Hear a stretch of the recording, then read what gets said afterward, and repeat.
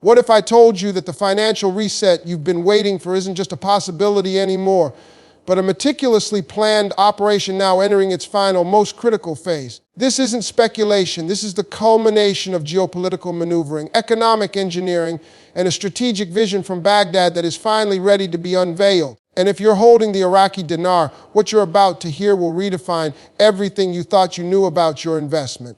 The chatter you're seeing online, the reports bubbling up from financial circles in the Middle East, the sudden intense focus on the central bank of Iraq's so-called plans, all of it is connected, forming a coherent picture of a nation on the precipice of a monumental economic decision. We are moving beyond the realm of hopeful forum posts and into the arena of hard, actionable intelligence, and the timeline is far more compressed than anyone is publicly admitting. The final stage isn't a future event. It's the current reality playing out in closed-door meetings between Prime Minister Sudani's inner circle and international financial bodies who are now satisfied that Iraq has met its last few critical benchmarks. Think of it not as a light switch that will be flipped, but as a complex sequence of dominoes, and the final domino has already been tapped and is beginning its fall. The strategy employed by Sudani is a masterclass in political and economic survival. A dual-track approach where publicly he champions domestic reforms and anti-corruption drives to satisfy his populace and international lenders, while privately his financial teams are negotiating the final technical parameters of the revaluation with an intensity that signals a clear endgame. This is why the Central Bank of Iraq has been so aggressively promoting its shift away from the dollar-based auction system. It's not merely a policy adjustment. It is the deliberate and public dismantling of the old system to create a vacuum that only a new, stronger, internationally recognized dinar can fill. They are systematically severing the lifeline of the black market dollar trade that has suffocated the currency's value for decades, and with every new restriction and every new electronic payment platform they roll out, they are tightening the noose around the neck of the parallel economy, forcing all monetary value back into the official Iraqi banking system where it can be controlled, measured, and most importantly, revalued. The recent and quite sudden collaborations with international financial institutions for technical support aren't about learning how to manage a currency. They are about receiving the final seal of approval, the global banking equivalent of a passing grade, which is the last prerequisite for the green light. And let's be unequivocally clear about the Vietnamese dong comparison you're hearing about. That was a controlled, slow-motion reform for a different economy with different goals. What is planned for the Iraqi dinar is fundamentally different in both scope and impact, because Iraq sits on a sea of the world's most demanded resource, and it intends to use its currency as the new vessel for that wealth. The what it means for you is the most critical part of this entire equation, because this isn't just about numbers on a screen changing, this is about the direct transfer of wealth from a collapsing global financial system represented by the weaponization of the US dollar into a new asset-backed system represented by a sovereign nation finally taking its rightful place on the world stage. Your dinar holdings are not merely a currency play, they are a key, a unique access code to a financial future that is being built right now, while the majority of the world remains asleep to these subtle but earth-shattering developments. The intense media blackout on the true progress and the deliberate downplaying by Western financial outlets is not an accident. It is a strategic move to prevent a premature flood of capital that would destabilize the carefully orchestrated process, giving those already in the know, the silent, patient holders, the ultimate advantage. Every single step from Sudani's rhetoric to the CBI's digital transformation is a calculated move in a grand strategy to launch the dinar not as a revalued currency, but as a re-sovereign financial instrument. And understanding this distinction is what separates those who will benefit from a windfall from those who will only hear about it after it's already happened. The final stage is about the transition from potential to kinetic energy, and the trigger has already been pulled.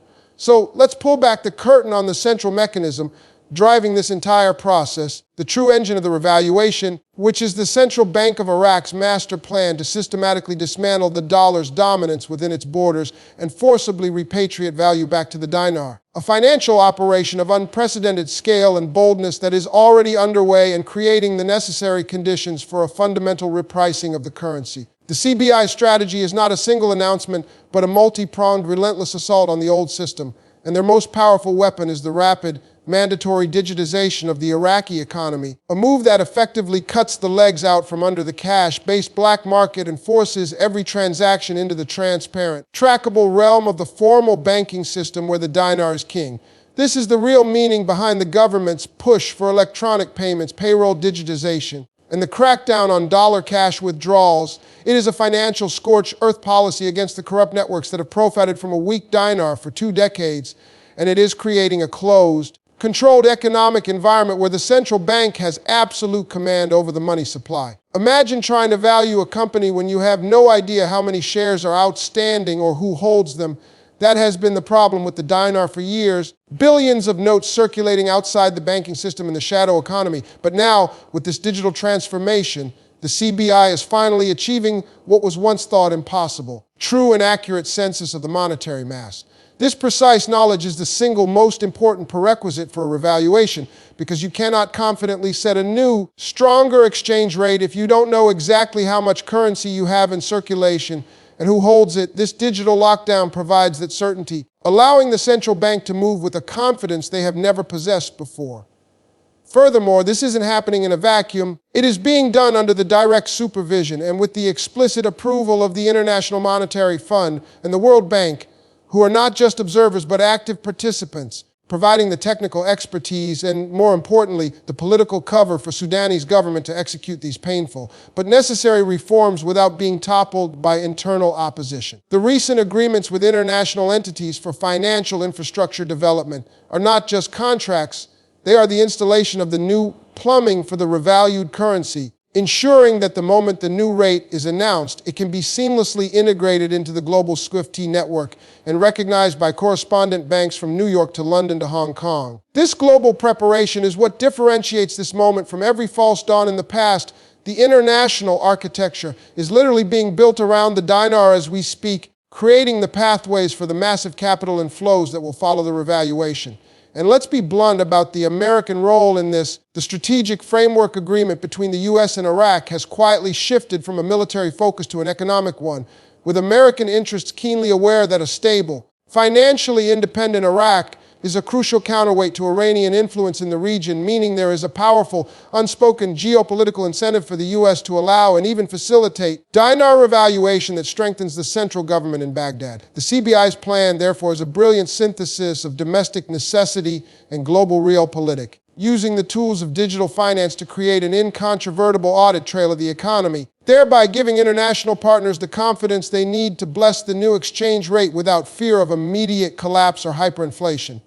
This is the deep, structural work that never makes for flashy headlines, but is infinitely more important than any rumored rate. It is the painstaking construction of the foundation upon which the new financial skyscraper of Iraq will be built, and the concrete is now drying faster than anyone anticipated. The plan is not about finding a magical number, it is about creating a resilient, defensible, and transparent financial system that can withstand the immense pressure of global speculation and support a currency value that truly reflects the staggering wealth of the nation, which is why every new digital payment, every finalized